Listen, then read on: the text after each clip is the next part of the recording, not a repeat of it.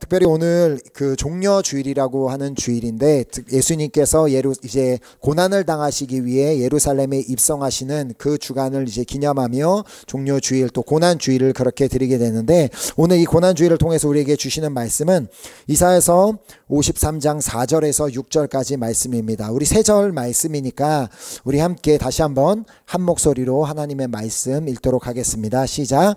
그는 실로 우리의 질고를 지고 우리의 슬픔을 당하였거늘 우리는 생각하기를 그는 징벌을 받아 하나님께 맞으며 고난을 당한다 하였노라. 그가 찔림은 우리의 허물 때문이요 그가 상함은 우리의 죄악 때문이라. 그가 징계를 받음으로 우리는 평화를 누리고 그가 채찍에 맞음으로 우리는 나음을 받았도다. 우리는 다 양 같아서 그릇 행하여 각기 제 길로 갔거늘 여호와께서는 우리 모두의 죄악을 그에게 담당시키셨도다. 아멘. 아멘. 우리 이 유대인들이 회당에서도 예배를 드리는데, 그때 유대인들이 회당에서 예배를 드릴 때 이렇게 크게 그 예배를 구성하는 세 가지 요소가 있는데, 그것은 기도와 말씀 낭독과 그리고 설교입니다. 어떻게 보면 우리가 이렇게 오늘날 드리고 있는 우리 기독교인들이 드리고 있는 예배와 거의 비슷하다고 볼 수 있습니다. 자, 그런데 이제 유대인들이 이제 예배를 드릴 때 특별히 이 말씀을 낭독하는 시간이 있는데, 그 말씀은 두 파트로 또 나눠지게 됩니다. 먼저는 율법서를 낭독을 하게 되고, 그런데 이제 율법서는 그렇다고 이제 누구나 읽을 수 있는 것이 아니라 그 예배를 인도하는 사람이 그 주마다 정해져 있는 율법서를 이제 읽게 됩니다. 자, 근데 반면 이제 두 번째로 읽어야 되는 선지서, 그리고 또 그 외에 다른 말씀의 경우는 그 말씀을 그날 읽는 사람이 자기가 자유롭게 선택할 수 있기 때문에, 그래서 누가복음 4장에도 보면 예수님께서 회당에 들어가셔서 자신이 원하시는 이사야서 말씀을 찾으셔서 읽으시는 그 장면이 기록되어 있음을 우리는 볼 수 있습니다. 자, 하지만 시간이 흐르면서 랍비들이 그 회당 안에서 읽을 수 있는 그 모든 말씀들 중에서 한 장만을 빼기로 결정을 하게 되는데, 그 장이 바로 이사야서 53장입니다. 자, 유대인들이 그렇게 하나님의 말씀을 거룩하게 여기고 그렇게 소중하게 여겨서 어렸을 때부터 말씀을 암송하게 하고 막 그 모세 오경을 다 막 그렇게 알게 가르침에도 불구하고 그들이 이사야서 53장 한 장을 통째로 회당에서 읽는 것을 금지시켰을 때는 분명한 이유가 있지 않겠습니까? 자, 그 이유는 그 이사야서 53장에 기록된 내용이 지금 자신들이 부인하고 있는 그 예수님의 고난과 죽으심에 부합하는 말씀들을 기록하고 있기 때문에, 혹여라도 자신들이 회당에서 그 말씀을 읽는다면 그 말씀은 너무나도 불편한 말씀이 되기 때문에 랍비들이 그런 결정을 내리게 됐다고 합니다. 자, 우리가 한번 그 유대인들의 입장에 대해서 이렇게 예수는 메시아가 아니며 그는 신성 모독하여서 죽임을 당한 자라고 말하는 그 유대인들의 입장에서 오늘 본문 4절 말씀을 다시 한번 본다면 어떻겠습니까? 제가 이제 다시 한번 4절 말씀을 읽어볼 테니까 여러분들이 자신 스스로가 나는 예수님을 믿지 않는 유대인이라고 생각하고 한번 들어보시기 바랍니다. 그는 실로 우리의 질고를 지고 우리의 슬픔을 당하였거늘 우리는 생각하기를 그는 징벌을 받아 하나님께 맞으며 고난을 당한다 하였노라. 자, 예수님을 믿지 않았던 유대인들은 예수님의 죽음을 당연히 여겼습니다. 왜냐하면 예수님은 지금 신성모독죄를 저질렀기 때문에, 그렇기 때문에 그들이 여러 번 돌로 예수님을 치어서 죽이려고 하였습니다. 자, 이 신성모독죄는 죽음에 해당하는 매우 심각한 죄였습니다. 자, 그래서 요한복음 10장 33절에도 보면 유대인들이 대답하되 선한 일로 말미암아 우리가 너를 돌로 치려는 것이 아니라 신성 모독으로 인함이니 내가 사람이 되어 자칭 하나님이라 함이로다. 예수님께서 자꾸 난 하나님의 아들이다, 하나님께서 보내신이다, 하나님과 나는 하나다, 이런 얘기를 자꾸 하니까 저 사람은 신성 모독하는 사람이라고 얘기한 것입니다. 자, 그런데 우리는 예수님이 하나님의 아들이시며 메시아로 이 땅에 오셨음을 믿고 있지만, 그러나 당시에 예수님의 말씀을 듣던 많은 유대인들이 그 사실을 전혀 믿지 않았기에 메시아라면 저런 모습으로 올 리가 없어. 우리가 기다리는 메시아는 저렇게 누추하고 출신도 그렇고 그 환경도 그렇게 저런 모습으로 오시는 분이 아니야라고 그렇게 믿지 않았기에 예수님을 그냥 신성모독하는 자로 여겼을 뿐이었습니다. 자, 그래서 예수님이 결국 십자가에 못 박혀 돌아가신 이유가 바로 이 신성모독죄 때문이었습니다. 자, 그런데 이렇게 예수님을 십자가에 못 박혀 돌아가게 만든 유대인들이 우리가 좀 전에 읽었던 그 이사야서 53장 4절 말씀을 읽었다면, 그는 실로 우리의 질고를 지고 우리의 슬픔을 당하였거늘 우리는 생각하기를 그는 징벌을 받아 하나님께 맞으며 고난을 당한다 하였노라.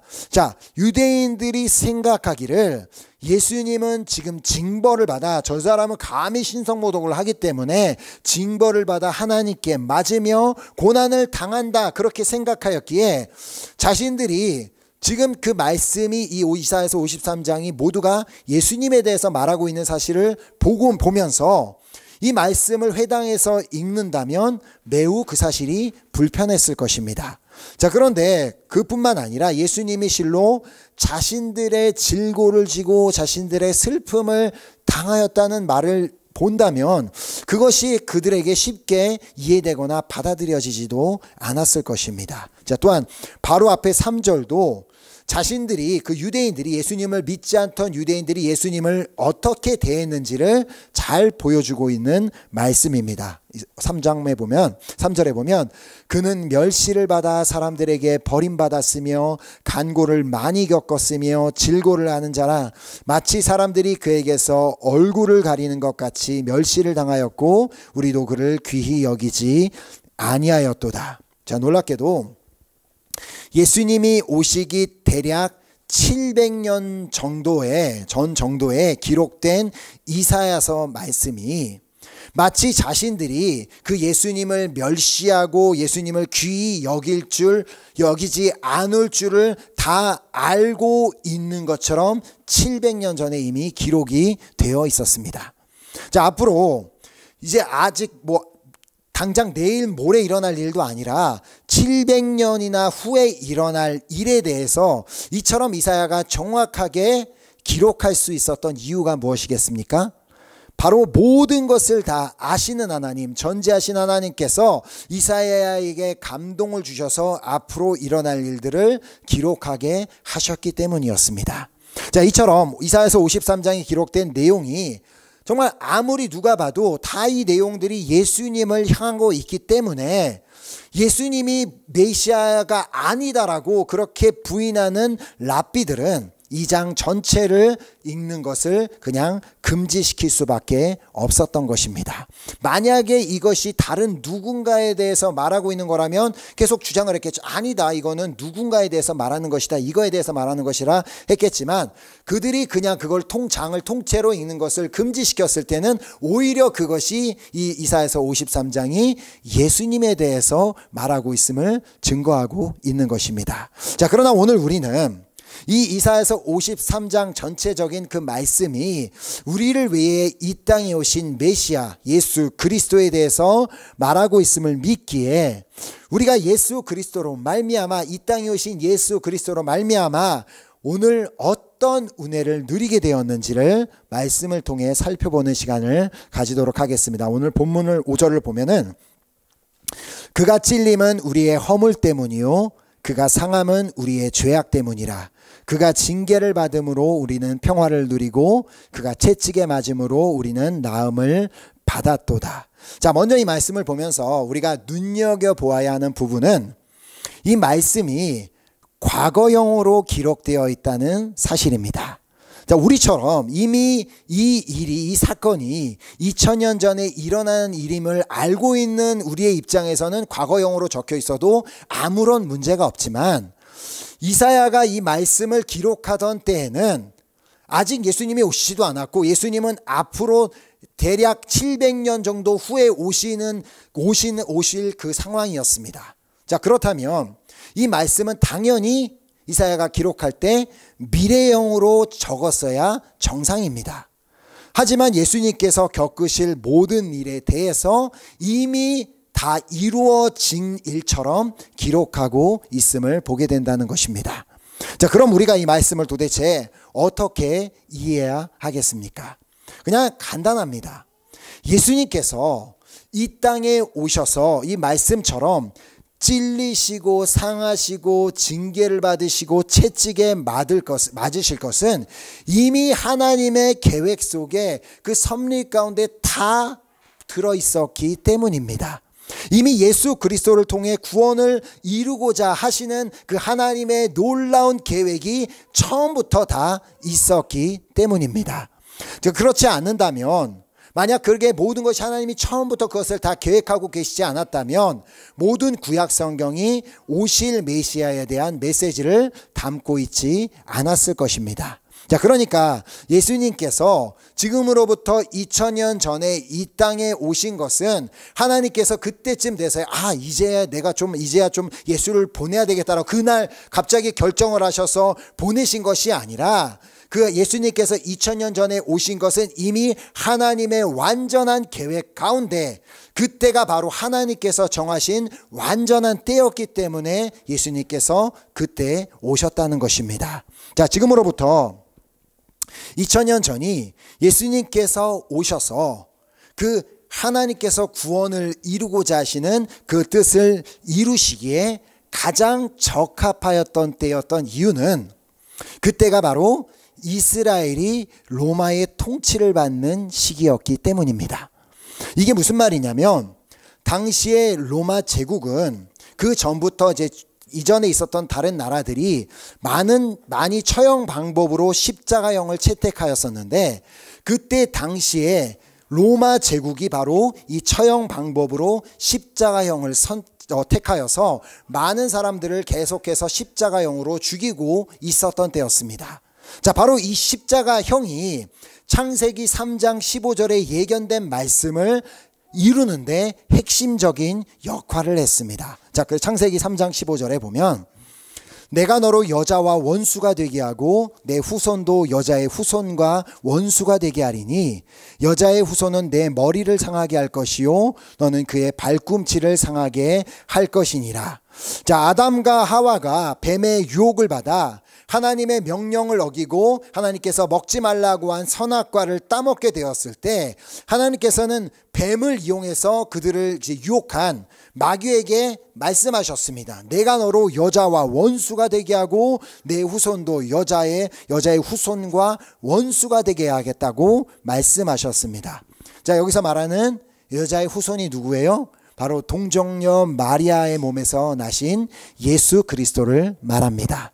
자, 바로 이 예수 그리스도께서 마귀의 머리를 상하게 할 것이며, 마귀는 그냥 예수님의 발꿈치를 상하게 할 것이라는 그 말씀을 하신 것입니다. 자, 바로 이 말씀이 십자가상에서 성취가 된 것입니다. 이것이 어떻게 십자가상에서 성취되었는지를 발견하게 되었냐면, 1967년 동예루살렘에서 신약 시대에 사용하였던 무덤들이 발견되게 되었습니다.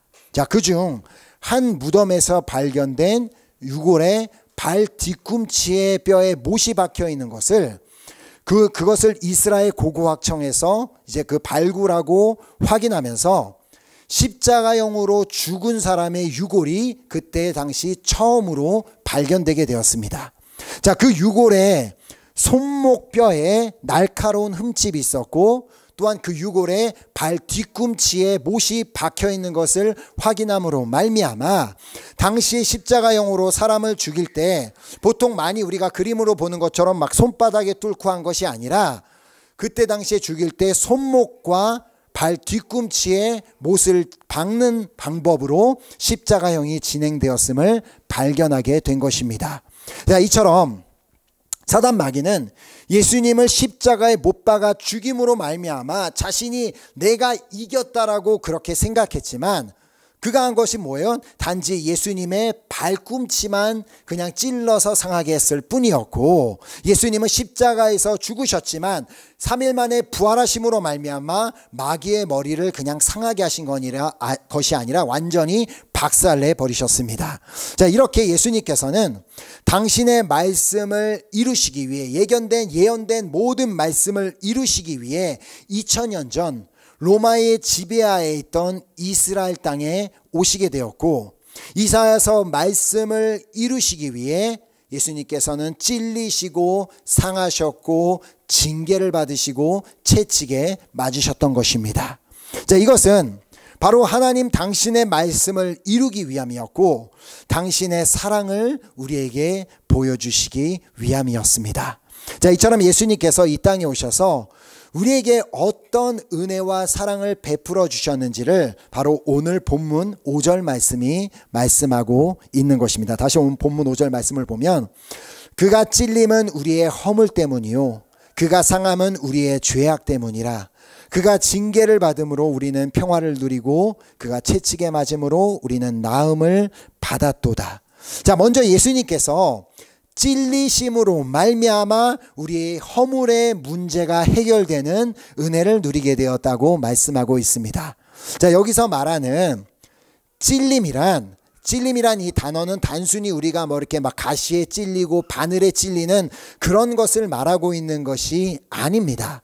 자, 이 찔림이라는 단어가 히브리어 할랄이라는 단어가 사용되었는데, 그 단어의 의미는 지금 여기 이 불어에 보면은 그냥 블레스라고 되어 있는데, 진짜 단어는 턴스펙스, 즉 꿰뚫다, 구멍을 뚫다라는 의미를 가지고 있는 단어입니다. 자, 그러니까 그가 구멍 뚫림 당함은 그게 무슨 말이겠어요? 예수님의 손목과 발꿈치에 못이 박혀 구멍이 뚫리게 되었음을 말하고 있는 것입니다. 자, 뿐만 아니라 예수님께서는 또 무엇에 또 찔리셨어요? 가시 면류관을 쓰시고 그 가시의 머리가 다 찔리셨으며, 또 십자가에 달리셔서도 로마 군인에게 창으로 옆구리를 찔려 모든 피와 물을 다 쏟아내셨습니다.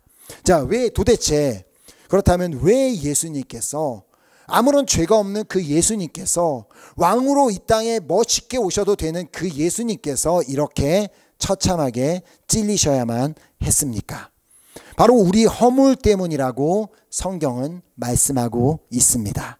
자, 이 허물이라고 이제 번역된 이 히브리어 단어는 페샤라는 그 단어인데, 이 단어의 원어적인 의미는 하나님을 향한 반역죄를 의미하는 단어입니다. 그러니까 그냥 단순한 그냥 죄에 이르는 게 아니라 하나님을 반역하는 죄, 반역죄를 말하는데, 실제로 이 십자가형이 어떤 사람들에게 처해졌냐면 국가의 반역죄에 해당하는 사람들에게 바로 이 십자가형을 처했었습니다.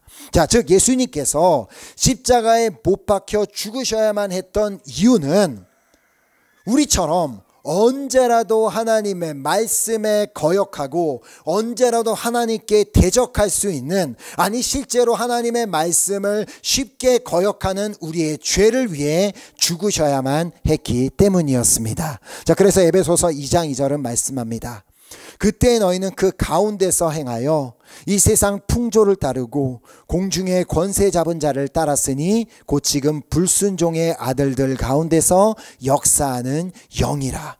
우리도 그렇게 불순종하는 영을 가지고 있었다는 것, 가운데서 있었다는 것입니다. 자, 그리하여 우리는 본질상 진노의 자녀였지만 예수 그리스도께서 나를 대신해 찔림으로 말미암아 어떤 일이 일어나게 되었습니까? 자, 에베소서 2장 4절에서 5절에 긍휼이 풍성하신 하나님이 우리를 사랑하신 그 큰 사랑을 인하여 허물로 죽은 우리를 그리스도와 함께 살리셨고 너희는 은혜로 구원을 받은 것이라. 아멘. 자, 결국 하나님께서 우리를 너무나도 사랑하셔서, 너무나도 끔찍하게 사랑하셔서 예수 그리스도를 우리를 위해 보내주셨고, 그 예수 그리스도가 우리를 대신해 찔림으로 말미암아 우리의 허물의 문제를 해결해 주신 것입니다. 자, 오늘 우리는 이 은혜를 누리고 있음에 감사할 이유가 있음을 믿습니다. 아멘. 또한 오늘 본문 5절은 예수님께서 찔리셨을 뿐만 아니라 상함으로 말미암아 우리 죄악의 문제를 해결해 주셨다라고 말씀하고 있습니다. 자, 우리말 성경은 상함이라는 매우 고상한 단어를 사용하고 있지만 히브리어 다카라는 이제 단어가 사용이 되었는데 그 단어는 이제 불어 성경에서도 이렇게 번역을 하는데 에크라세, 그러니까 뭔가 에크라세, 그러니까 즉 완전히 짓눌림 당한 것을 말합니다. 예수님께서 짓눌림을 당하셨다, 그 말을 하고 있습니다. 자, 예수님은 바로 우리의 죄악 때문에 그 영광과 존귀와 모든 것을 받게 합당하신 우리의 왕 되신 그 예수님께서 우리의 죄악 때문에 완전히 짓눌림을 당하여 주셨습니다. 인간으로서 더 이상은 낮아질래야 낮아질 수 없는 완전히 바닥까지 내려가셔서 수치를 당하셨고 완전한 인격적인 모욕을 당하셨습니다. 조금 전까지 자신을 따르던 사람에게 배반을 당했고 조금까지 자신에게 호산나 하면서 박수 쳐주던 사람들에게 손가락질을 당하게 되었고 조금 전까지 자신을 전혀 그렇게 모르던 사람이 자신의 얼굴에 침 뱉고 뺨을 때리는 일이 일어나게 되었고 또 아무 죄가 없으신 그분께서 십자가를 지고 마치 그분이 무슨 뭐 큰 대역 죄인인 것처럼 그렇게 십자가를 지고 온 동네를 지나가면서 사람들의 그런 그 놀림을 받아야 됐고 그렇게 골고다 언덕을 오르셔서 십자가에 달리셨을 때는 그냥 그 십자가에서 그 중요 부위를 그렇게 가려주고 십자가에 달은 게 아니라 완전히 다 벌거벗긴 상태, 그러니까 십자가에 달려서도 고통도 있지만 너무나 자신의 중요 부위까지 다 보이기 때문에 수치까지 다 당해야 하는 그렇게 완전히 그냥 인간으로서 가장 낮은 그런 철저한 짓밟힘을 예수님이 당하셨던 것입니다. 도대체 왜 예수님께서 왜 그렇게 짓밟힘을 당하셔야만 했습니까? 바로 우리의 죄악 때문에, 도무지 우리의 죄악 때문에 구원받을 수 없는 우리를 너무나도 사랑하시기 때문에 우리가 멸망당하는 걸 보실 수가 없어서, 그래서 우리의 죄의 문제를 해결해 주시기 위해서 예수님께서 친히 이 땅에 오셔서 우리를 대신해 자존심까지도 완전히 짓밟힘을 당하여 주신 것입니다. 자, 그래서 로마서 5장 8절은 말씀합니다. 우리가 아직 죄인 되었을 때에 그리스도께서 우리를 위하여 죽으심으로 하나님께서 우리에 대한 자기의 사랑을 확증하셨느니라. 아멘. 자, 이렇게 하나님은 우리를 사랑하시기 때문에 예수 그리스도를 보내주셨고, 우리를 사랑하시기 때문에 예수님께서 찔려주셨고, 예수님께서 그렇게 짓밟힘을 당하여 주셨습니다. 자, 또한 다시 본문 5절 말씀을 보면, 그가 찔림은 우리의 허물 때문이요 그가 상함은 우리의 죄악 때문이라. 그가 징계를 받음으로 우리는 평화를 누리고 그가 채찍에 맞음으로 우리는 나음을 받았도다. 자, 오늘 우리가 예수님으로 말미암아 누리는 세 번째 은혜가 있는데, 그것은 예수님께서 징계를 받으심으로 우리는 평화를 누리게 되었다는 것입니다. 자, 사실상 우리는 삶에서 우리도 잘 아는 것처럼 죄를 안 지으려고 그렇게 노력하고 해봐도 어쩔 수 없이 삶에서 끊임없이 짓는 죄로 인해 우리는 당연히 징계를 받아 마땅한 자들이지만, 예수님께서 우리를 대신해서 징계를 받아주셨기 때문에 오늘 우리가 평화를 누리게 되었다라고 말씀하고 있습니다. 자, 그러나 그 평화는 모든 사람이 누리는 것이 아니라 오직 예수 그리스도, 이 땅에 우리를 위해 이 땅에 오신 예수 그리스도를 믿는 자만이 누리게 됩니다. 자, 왜냐하면 예수님을 믿는 자가 누리게 되는 놀라운 평화 중에 하나가 바로 그 죽음이라는 두려움에서 자유롭게 되어 평화를 누리게 되기 때문입니다. 지금 비록 내가 그 죽음 앞에 다가왔다 할지라도 내 마음이 평안할 수 있는 이유가 뭐예요?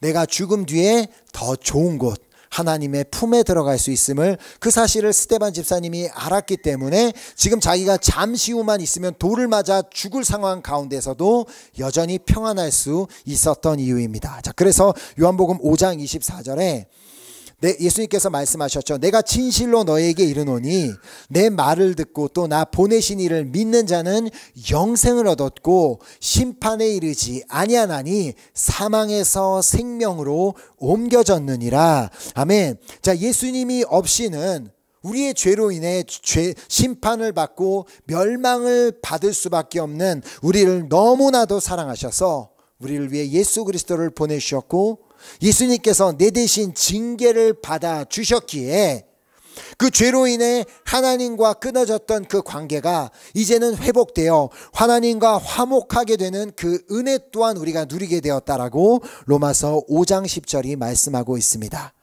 곧 우리가 원수 되었을 때에 그의 아들의 죽으심으로 말미암아 하나님과 화목하게 되었은즉 화목하게 된 자로서는 더욱 그의 살아나심으로 말미암아 구원을 받을 것이니라. 아멘. 자, 그리고 또한 오늘 본문 5절 말씀은 예수님께서 채찍에 맞으심으로 우리는 나음을 받는 은혜를 누리게 되었다라고 또 말씀하고 있습니다. 자, 예수님께서 채찍에 맞으셨다는 말은 예수님께서 단순히 그냥 아파하시고 고통스러워하신 것뿐만이 아니라 예수님께서 우리가 나음을 받게 하시기 위해 피 흘려 주셨음을 의미합니다.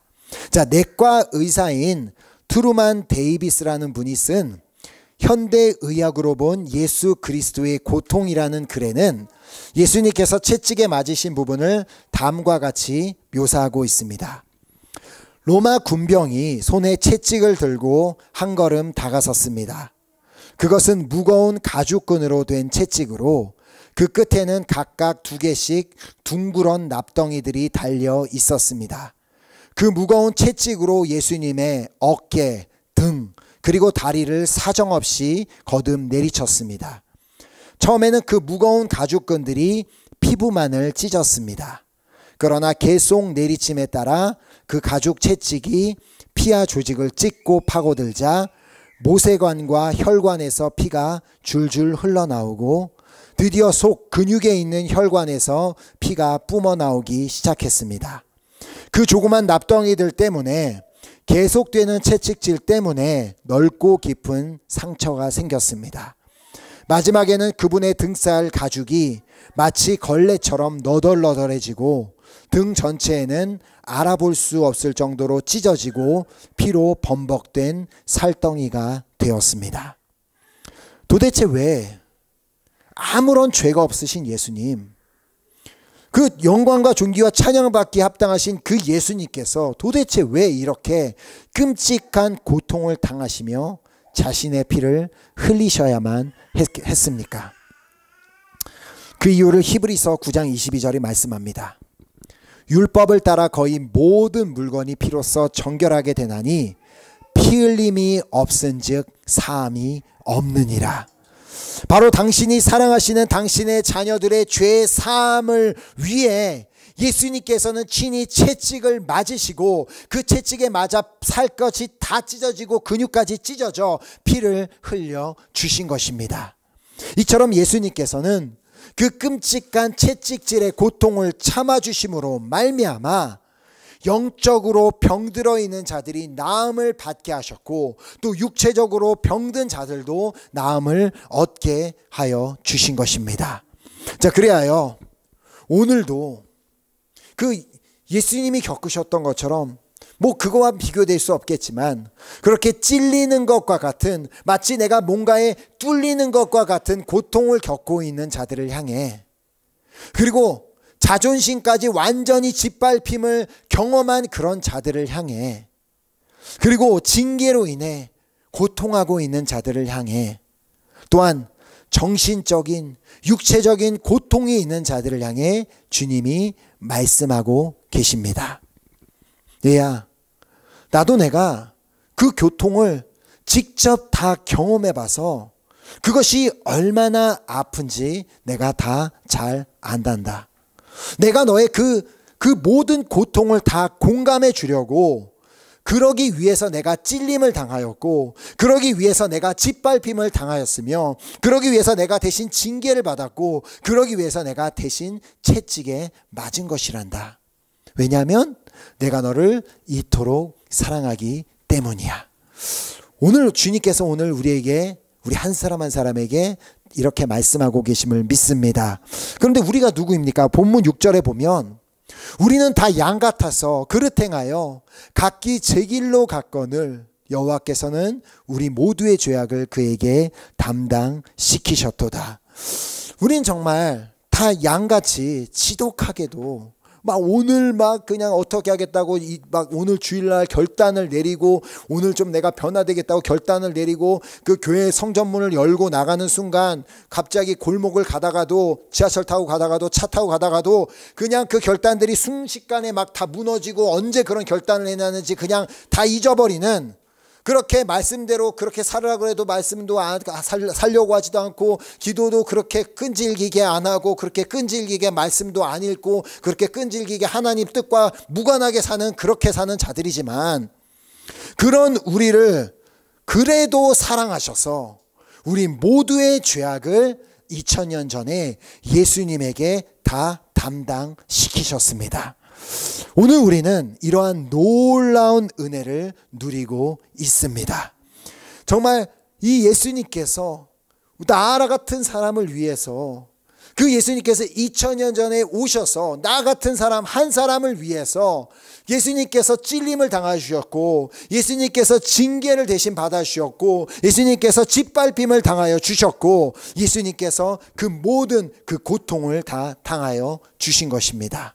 이제 우리는 이번 한 주 예수님께서 이제 예루살렘에 입성하셔서 이제 고난을 받으시는 그 고난 주간을 기념하며 그렇게 지내면서 우리 한번 이번 주는 더 특별하게, 우리가 언제나 이 은혜를 기억해야 되지만 특별히 이 한 주는 이 놀라운 은혜를 기억하고 특별히 더 그 은혜에 감사하는 한 주를 보내시기를 예수 그리스도의 이름으로 소망하며 축복합니다. 나를 사랑하셔서 친히 못박힘을 당하시고 나를 사랑하셔서 친히 짓밟힘을 당하여 주시고 나를 사랑하셔서 나 대신 친히 징계를 받아주시고 나를 사랑하셔서 친히 채찍질을 당하여 주신 예수님의 그 놀라운 은혜와 사랑을 우리가 기억하며 이번 주 한 주 정말 그 주님의 은혜로만 내가 살아보겠습니다. 내가 그 주님의 은혜와 사랑을 기억하며 그 은혜를 나도 정말 품고 어떻게 하면 나도 정말 더 예수님을 닮아볼까. 그리고 내가 겪고 있는 이 고통은 내가 혼자 겪는 고통이 아니라 이미 예수님께서 2000년 전에 다 경험해 주셨고 오늘도 공감해 주고 계시는 그 고통이니까 오늘도 어떻게 하면 내가 주님과 동행해 볼까라며 그렇게 한 걸음 더 주님 앞에 나아가는 그런 한 주를 보내시기를 다시 한번 예수 그리스도의 이름으로 축복합니다. 아멘. 이 시간 우리 함께 찬양팀 나오셔서 우리 찬양하고 우리 한번 결단하는 기도하는 시간 가졌으면 좋겠습니다. 정말 이 이사야서 53장에 기록된 이 예수님께서 우리를 위해 어떠한 것을 더 경험해 주시고 겪어 주셨는지, 그로 말미암아 우리가 어떤 오늘 은혜를 누리고 있는지를 우리 모두가 정말 잊지 말고 좀 기억하고 그 은혜에 늘 감사하며 그 은혜를 늘 찬양하며 나아가는 우리가 되기를 간절히 소망합니다. 우리가 어떻게 그 하나님의 사랑을 알 수 있겠습니까? 그러나 하나님께서는 우리에게 이미 충분히 2000년 전에 예수 그리스도를 보내주심으로 말미암아 충분히 우리에게 그 사랑을 나타내 보여주셨다고 믿습니다.